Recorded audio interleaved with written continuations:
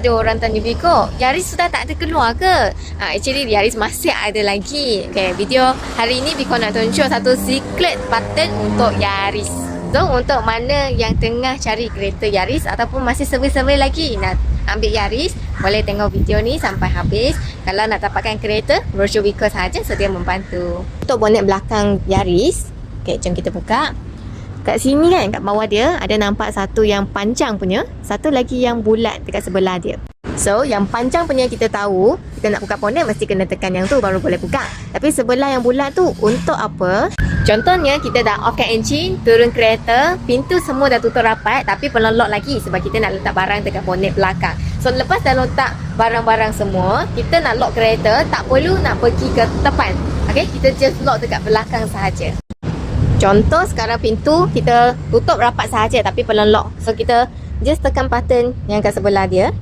Tekan sekali, dia akan lock semua pintu. So tak perlulah kita nak keluarkan kunci atau pergi ke pintu driver untuk lock. Okay, just lock dekat belakang sahaja. Cara ni sangat senang dan mudah kan?